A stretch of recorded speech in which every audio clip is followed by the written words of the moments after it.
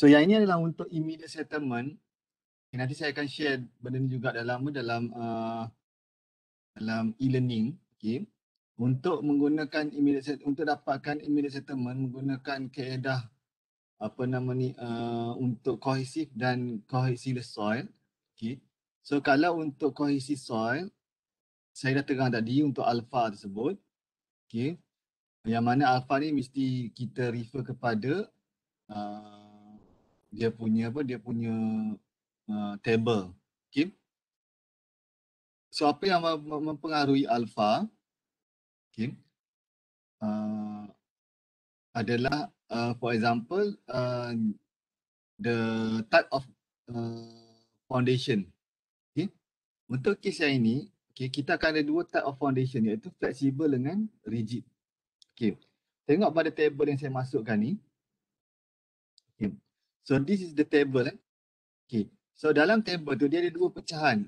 Okay. Kalau tengok pada table 4.1, okay, so kita ada istilah infinite depth.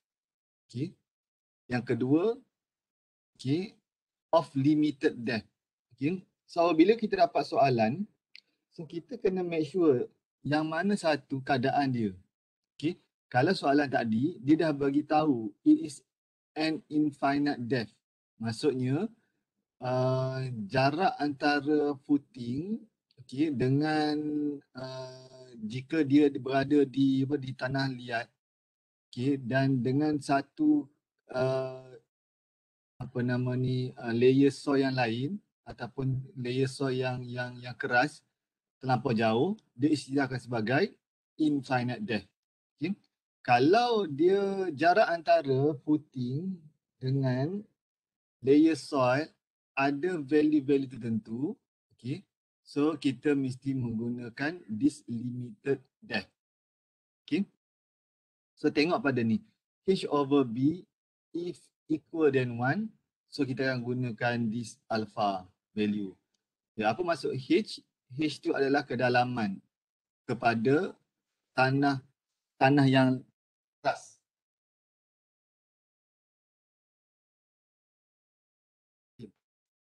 Kalau kita tengok pada soalan mention,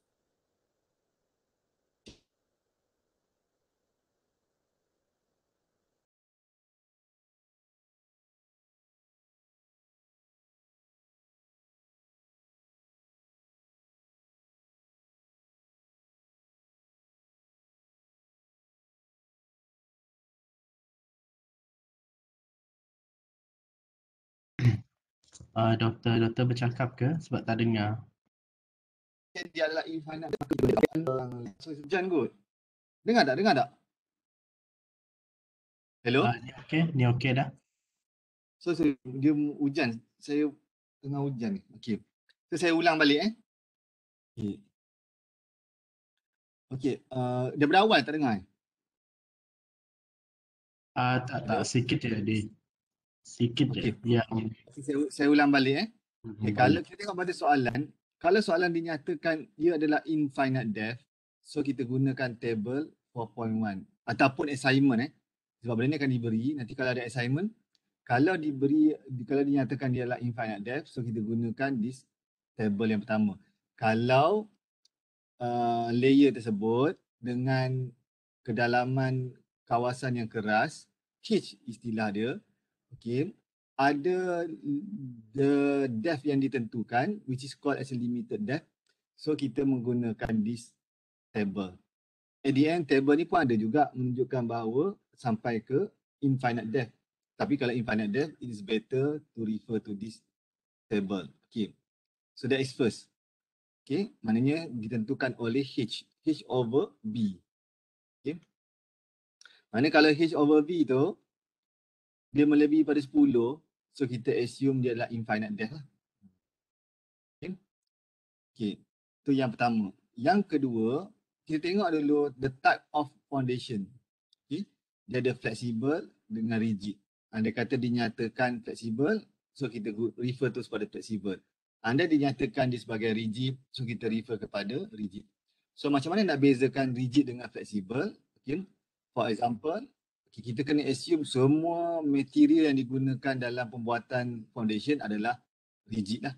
tak boleh guna fleksibel punya, maknanya kita tak boleh benarkan dia guna bahan yang tidak rigid.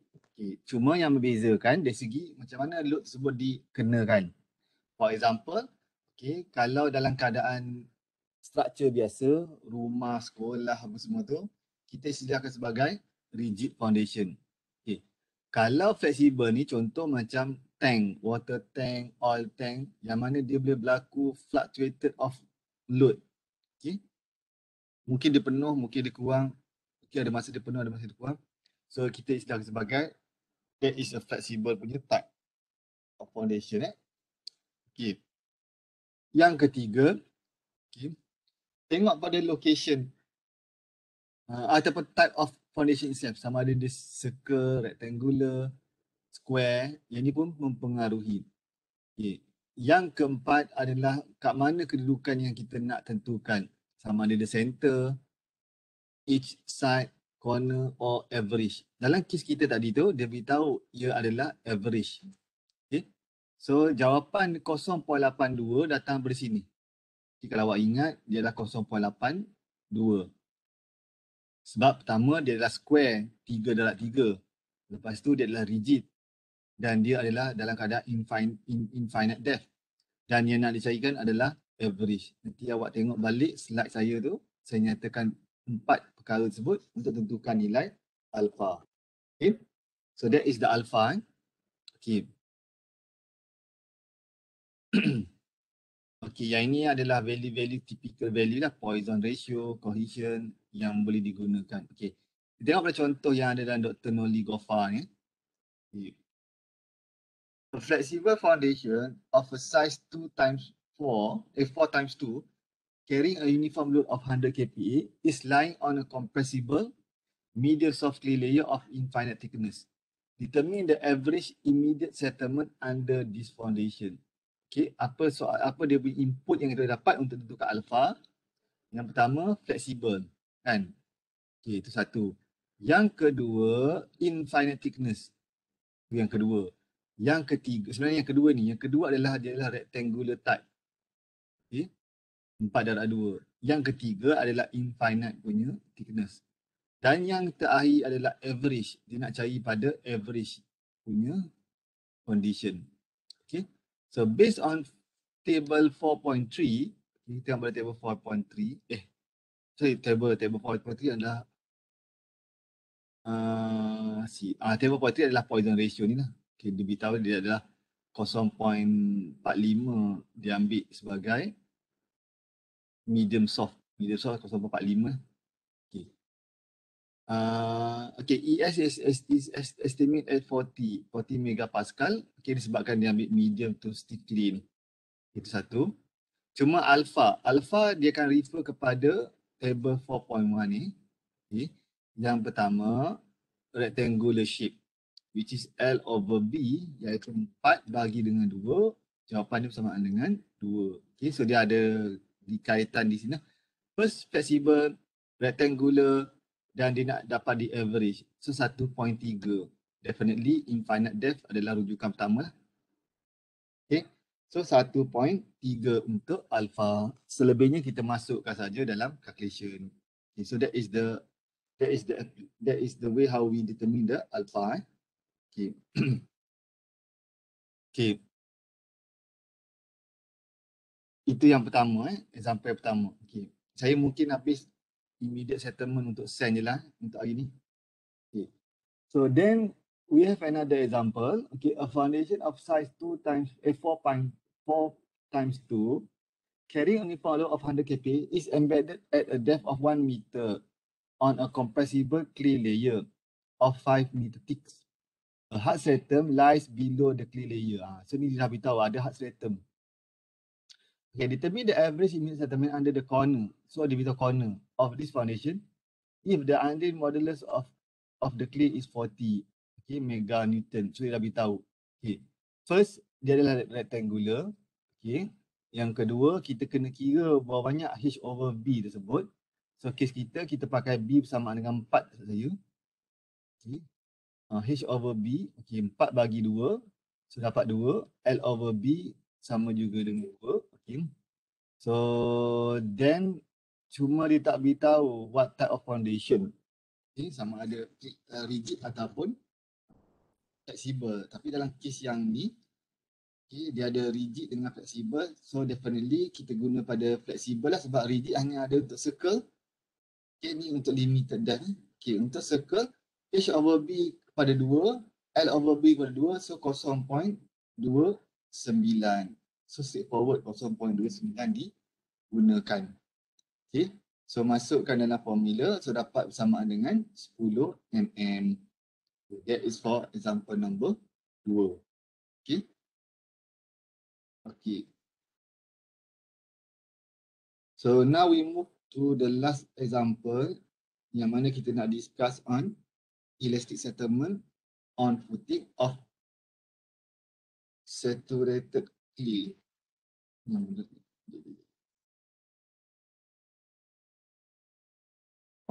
Okay. Okay. So ada lagi satu soalan. Satu example. Okay. Sama juga elastic settlement tapi untuk clay. Okay. So a rough foundation of a size 32 times 18 is transmitted a uniform contact pressure of 240 at the depth of 2 meter. Determine the immediate settlement that is likely to occur under the center of foundation assuming it's flexible. Okay. So dia flexible. Okay. Apa nama ni? The contact pressure B240 diberi 240 at the depth of 2 meter. Okay. So kita selesaikan, dapatkan saya rasa benda yang sama, tak ada beza sangat. Okay. So L over B 32 bagi 18 1.38. Okay. So then the use table. Okay, kalau dia ada range tertentu, so kita kena guna interpolation. So yang ni yang masalah sikit, maknanya table ni ada limitation. Okay, tapi nak dapatkan the exact value, kita guna interpolation ataupun kita just jadikan L over B sama dengan 2 lah, maknanya tak hampir. Okay. So kalau guna interpolation, so ambil masa jugalah untuk dapatkan alpha ni. Okay.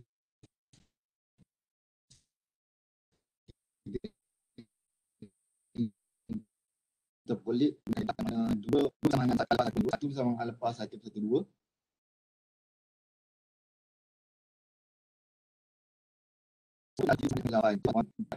Okay. So net contact pressure for rough foundation 240 tolak 2 darab 20. Sebab apa? Sebab dia ditanam pada kedalaman 2 meter di below soil. Okay, so 240 tolak 2 darab 20, so dapat 200. Okay.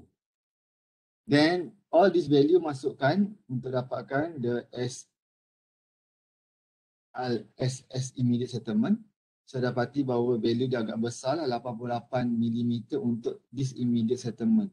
Maknanya terlampau besar load yang dikenakan sehingga kan dia settle sebanyak 88 mm, which is not allowed. Normally kalau untuk total settlement, allowable settlement hanya dibenarkan lebih kurang 50 mm saja. Sampai immediate settlement saja dah 88, belum masuk lagi dengan primary consolidation. So saya assume dia tidak melepasi garis panduan yang dikeluarkan. Kalau 10, maknanya ada spare lagi dari 45. Okay. Kalau yang ini 5.2, ini ada spare lagi dalam 50 yang dibenarkan. Okay. Based on allowable settlement dibenarkan untuk total. Bukan untuk satu element saja.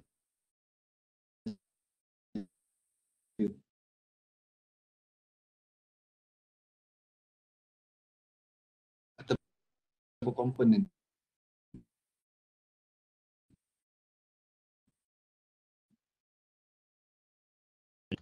Soalan putus-putus doktor, tak clear.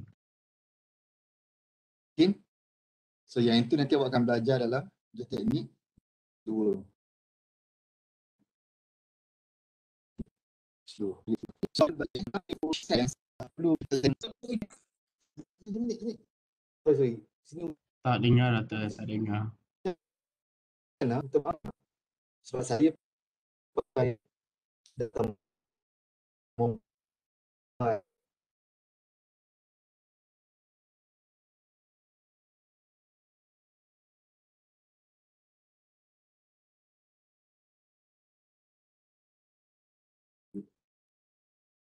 Saya betul-betul tolong tahu. Tak ada.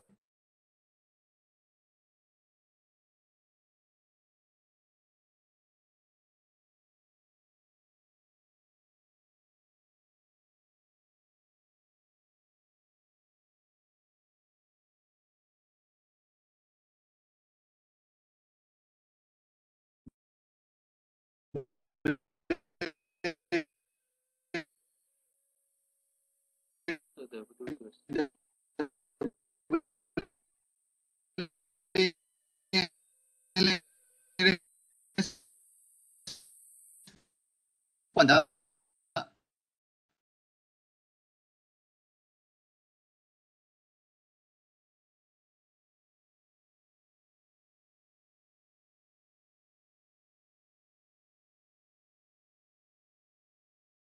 Tak dengar atau tak dengar? Tak.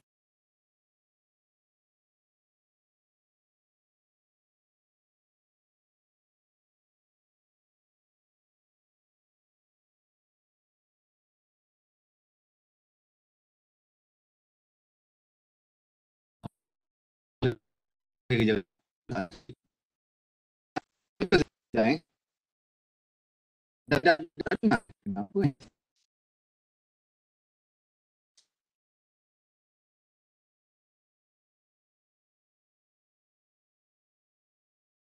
Dengar tak? Hello? Putus atau? Hello? Ha? Dengar? Sekarang okey, sekarang okey, sekarang okey. Okey. Okey. Itulah hujan kadang mengganggu juga ni. Okey. Okey, tak apa. Saya cuba habis part ni lah. Dia pun dah suruh berhenti kot. Sebab tu line tak elok ni. Okey. Okey, so ni dengar elok Okey, lagi 22 minit, tak lama pun. Okey. So, elastic settlement of routine based on Sherman methods. Okey, ni di-develop oleh Sherman dan Hartman pada 1978. Okey. Untuk pasir saja, untuk sand. Okay. So, this is the formula. Okay, 4.4. Okay. Iz is the strain influence factor. C1 is the correction factor for the depth of foundation embedment. Embedment. Okay. C2 is the correction factor to account for creep in soil. Okay. So this is the additional formula.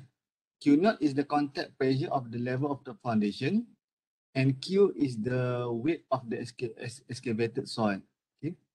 So yang ini adalah semua value yang kita nak gunakan nanti. Nanti akan contoh. Okay, for example, this is 4.5A adalah C1, 4.2B adalah C2. Okay. So the variation of strain influence factor with depth below the foundation is shown in figure 4.2. Okay. So this is the yang saya katakan tadi lah. Okay, saya akan pergi kepada square and circular footing sahaja. Okay, yang mana untuk strip adalah benda yang sama lah. So example diberi pada square and circular footing sahaja. Okay. So nanti kita akan gunakan 4.2 sebagai reference untuk dapatkan Iz.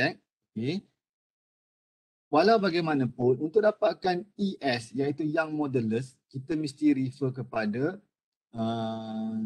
estimation ataupun equation yang diberi ni. Okay. For example, okay, andai kata value ataupun data yang diberi adalah SPT value. Okay, awak tahu, saya tak boleh terang SPT, awak nak tahu awak kena search lah.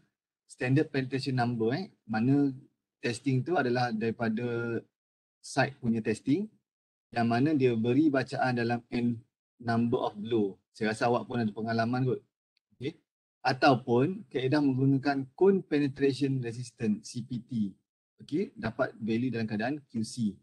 Okay. So untuk dapatkan E ataupun Young Modulus, kalau kita menggunakan CPT, okay, kita akan darabkan dengan 2.5. ke untuk square and circular foundation. Kalau untuk 3.5 adalah untuk street footing. Okay. Jadi kita akan go through example. Ni saya beritahu awal.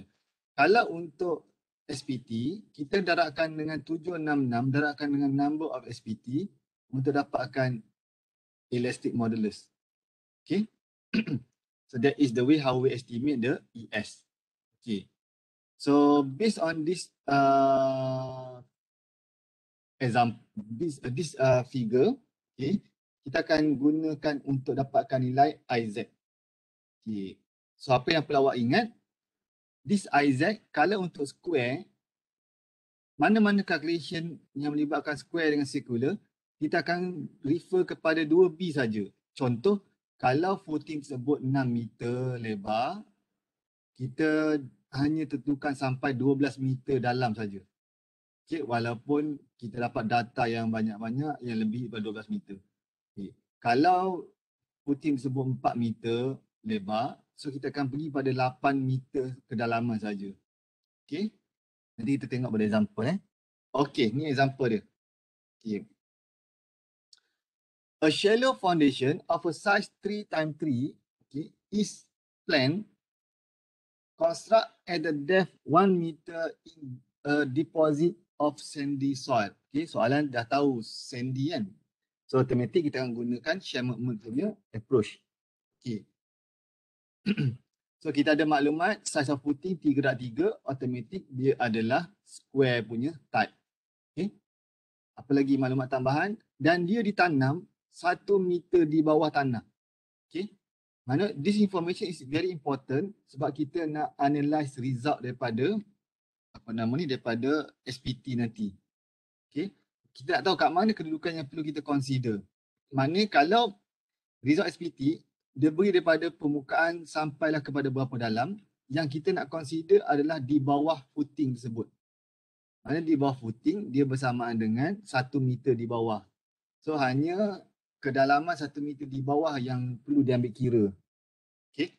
So kalau kes yang ini untuk shallow foundation 3/3, maka kita hanya ambil kosong sampai 2/3 6 meter dalam saja. Okay. So 3/3 kita pakai 6 meter dalam saja. Okay. The foundation is carrying a load of 1500 kN. Okay. Perlu ditukarkan kepada stress iaitu 1500 bahagi dengan 9 untuk dapatkan nilai Q. Okay. Ni Q ni kan. Q ni perlu dimasukkan nanti. Okay. Okay. Okay.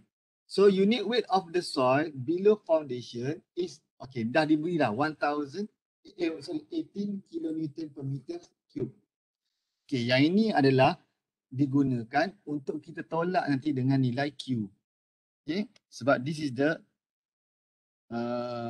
value Q yang perlu kita tolakkan nanti. Okay, sorry, Q0 tu adalah stress yang dikenakan. Q tu adalah value yang perlu kita tolak. Sebab tanah ni, foundation ni ditanam 1 meter di bawah. So automatic Q bersamaan dengan 18 darab 1. Kalau 2 meter dalam, 18 darab 2. Macam itulah. So, determine the settlement of the foundation after 5 years. Okay. Dia beritahu kat sini 5 tahun. Maknanya, kat mana nak masuk 5 tahun? 5 tahun dimasuk di sini. Okay. So, this is refer to 5. Okay. So, 5 tahun kat situ. Okay. Okay. So, this is the information yang kita dapat. Okay. Kedalaman pada 1 meter di bawah tanah, 6. 2 meter, 9. In term of SPT, 3 meter 10, 4 meter 8, 5 meter 12, 6 meter 13, 7 meter 17, 8 meter 23 SPT. Okey, saya dah terang tadi kat mana 6 meter yang perlu ditentukan. Okey, kalau tengok pada this data, maknanya kita akan mula satu ni bersamaan dengan kosong. Sebab footing kita diletak pada kedalaman 1 meter di bawah tanah. So yang ni akan jadi kosong. Ini akan jadi 1, 2, 3, 4, 5, 6. So 6 adalah pada SPT value 17.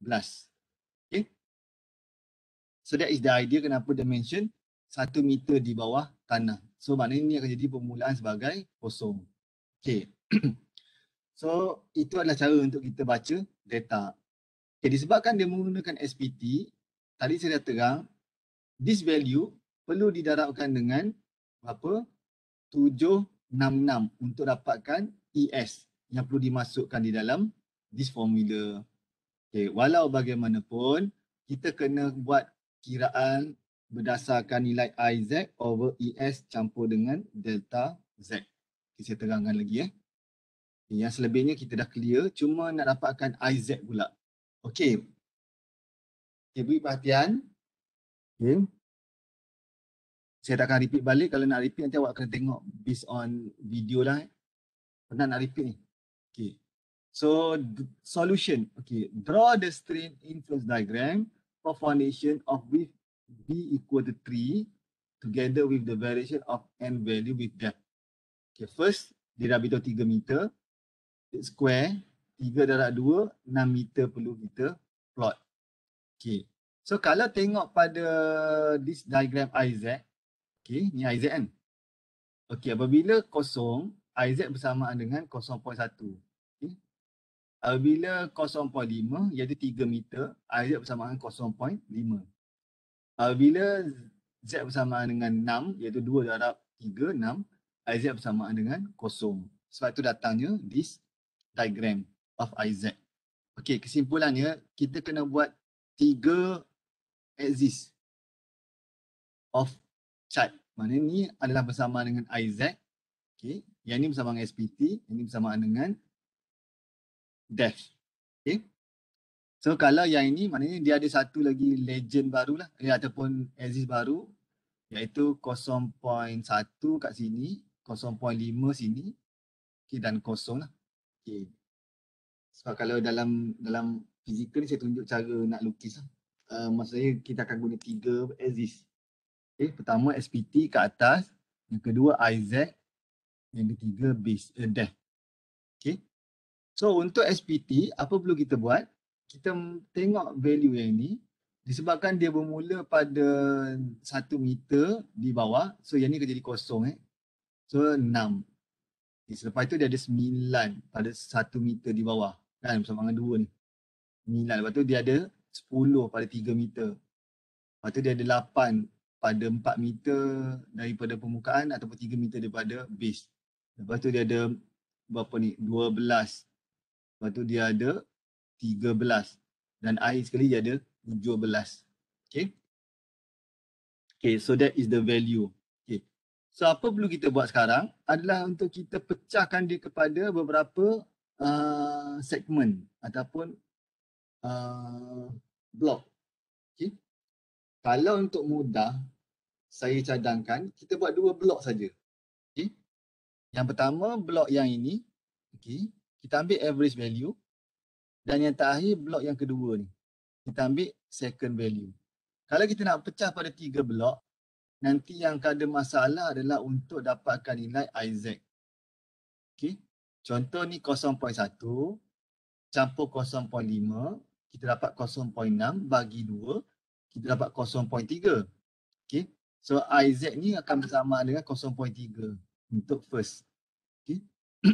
So kalau daripada sini 1.5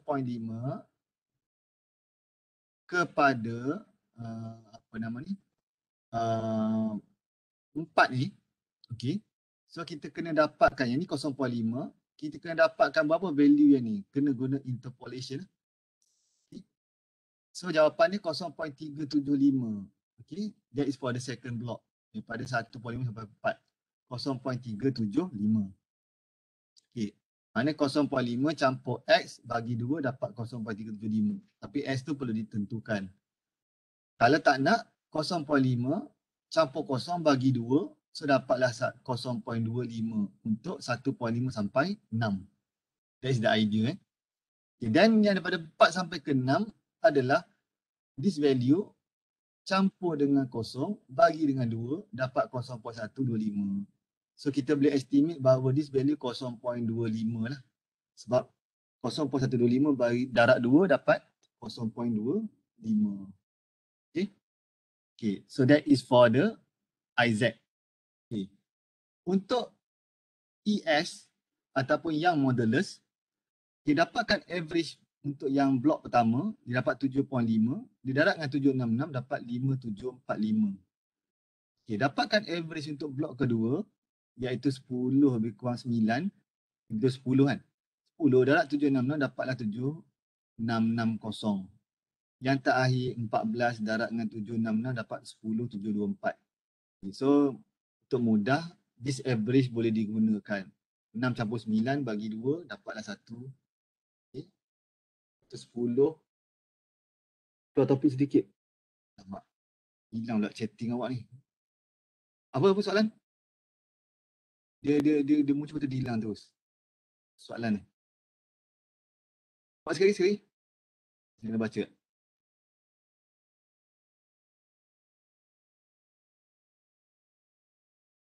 Berapakah maksimum nilai? Oh, maksimum nilai SPT 50 kan. Tapi ni shallow foundation. Shallow foundation dia tak akan pergi sampai 50 pada kedalaman less than 10. Kan. Ni kalau nak jumpa SPT 50 sampai 20 ke 30 ni kedalaman. Okey. Okey. So then yang terakhir adalah blok yang ketiga ni lah. Iaitu average of 12, 13 dan 17. So dia dapat 14. So darab dengan 766. So dapat 10, 724. Okay. So at the end, dapatkan value semua ni untuk dapatkan berapa nilai IZ over ES darab dengan delta Z. So dapat 0.00027. At the end nombor terlampau kecil. Kan? Agak ambil masa, sedangkan nombor terlampau kecil kalau awak buat 2 pun dah cukup. Dua blok. Okay, sebab dia tak mempengaruhi ke atas value yang awak kira nanti. Okay. Dia tak ada beza sangatlah kalau 0.0027 dengan 0.0083 contoh kan. Terlampau kecil. Okay. That is the untuk dapatkan this part. Okay. So now untuk dapatkan Q0 adalah 1500 bahagi dengan 9 dapat 167. Tolakkan dengan 18 darab dengan 1. Okay. Dia dah beritahu tadi 18 kan. Okay. 18 ni maknanya berapa nilai beban yang disebabkan oleh tanah di atas footing. Sebab footing ditanam 1 meter di bawah, maka 18 darab dengan 1 sajalah. Dapat 18. Okay. So then for the C1,